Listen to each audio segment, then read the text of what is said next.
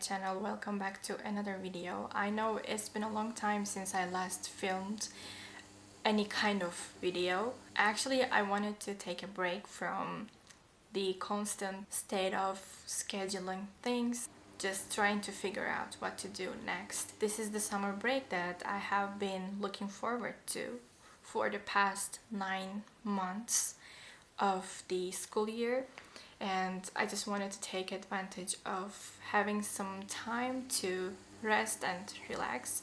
Now I'm back with full content, and there are some books that I've finished and I want to talk about them. After Jane Eyre, I read The Storied Life of A.J. Thackeray. This was a very praised one. Also, I read Tomorrow, Tomorrow and Tomorrow by the same author, and I liked the setting, how the friendship was explored in such a cozy way.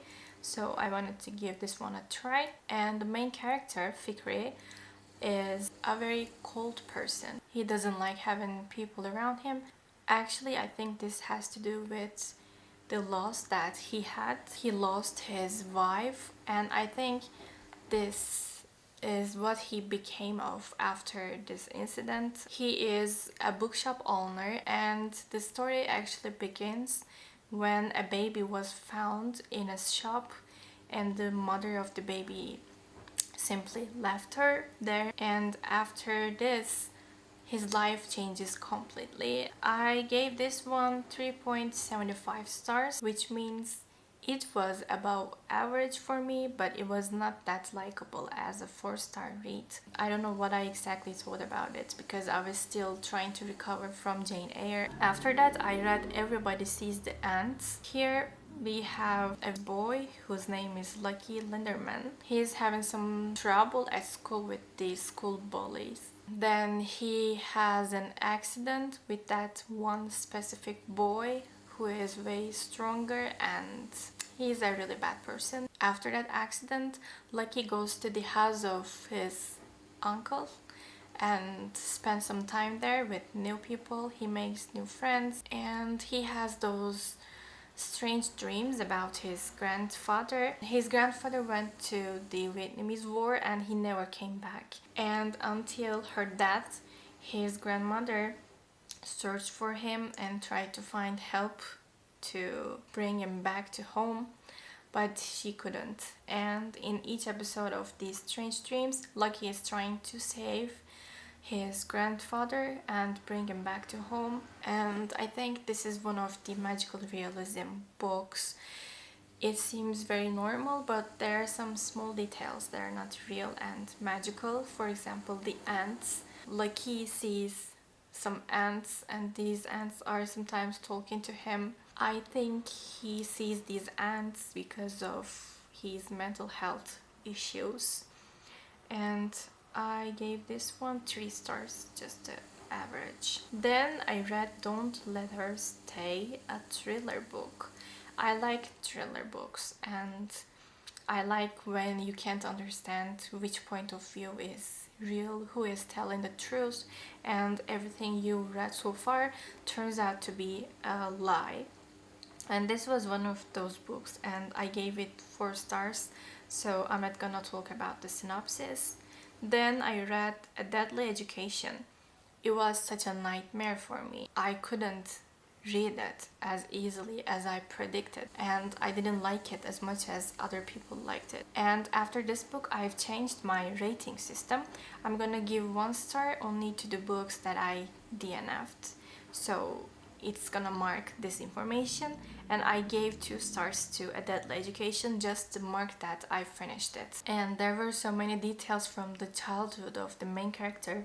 I wish the story had started from the very beginning of her life, and I got very confused, and I was always saying that, why do we need to know all about you?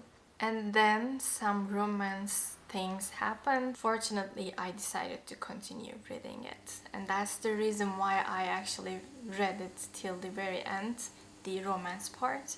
But I don't think I'm gonna continue reading the rest of the series.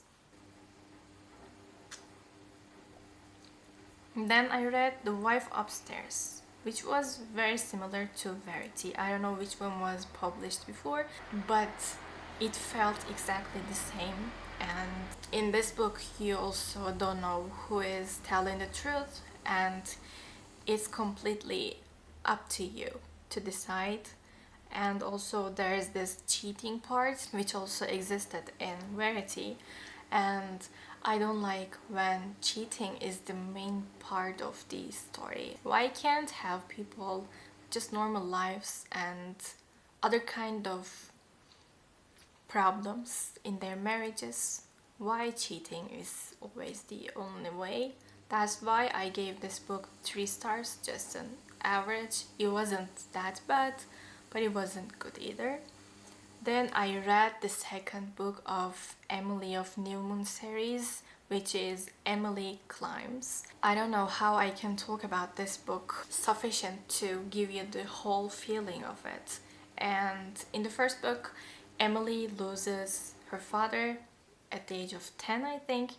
Then she moves to the house of her aunt in the New Moon farm.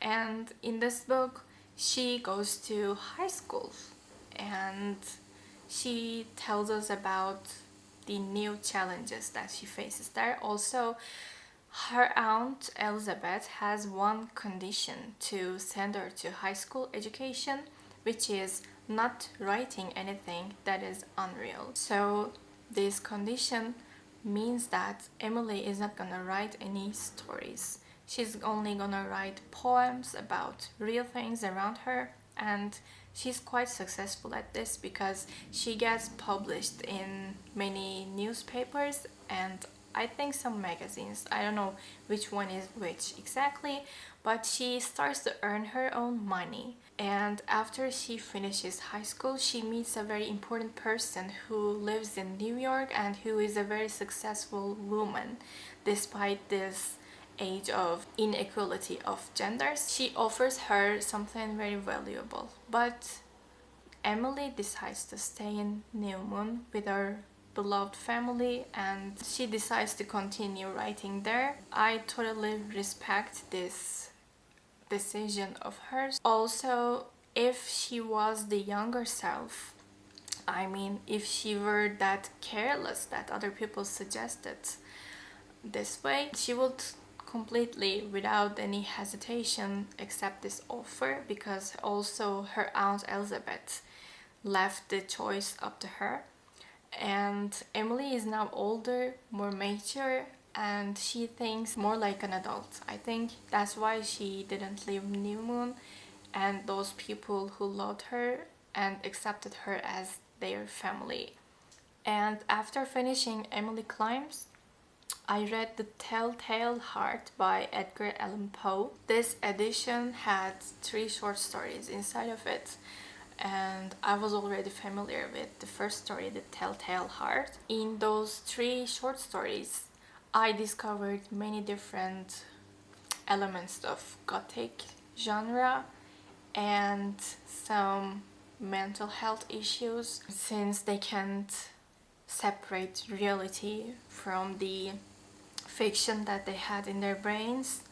I don't know if I'm using the correct terms, but this is how I felt and how disturbed I felt while reading it. And after that, I started reading A Witch's Guide to Magical Innkeeping by Sengu Mandana. I previously read another book, which was The Very Secret Society of Irregular Witches, I think, and I liked the cozy setting, and this is what happens in this book too. There is this inn that is owned by Sarah's some relative, I think. She was called Jasmine, and now Sarah is dealing with this place. And at the beginning of the book, Sarah is a teenager, she is a witch, and she's very powerful, and her beloved Jasmine dies at the beginning, and she tries to bring Jasmine back to life, and as a result of this powerful spell, she loses all of her magic. And not all of it, but she can now do some everyday tasks like keeping the hotel warm and keeping the flowers of the hotel alive. These are the only things that she can do with her magic. Now that Sarah is over 30, I think, and she's still trying to get back her magical powers because she was one of the most powerful witches. Now she's finding a way, and she's trying to gather the ingredients that this very special spell requires, and it is a very hard work. Also, there is some romance element in it, and this boy is also helping her, and this boy is now discovering the love of a family through some people that he's not related to, and he's also staying in this inn, and now he's basically a part of Sarah's family. And now I am almost 70% done with it, and I'm hoping to finish it tomorrow or the day after. It depends on the workload that I'm gonna have.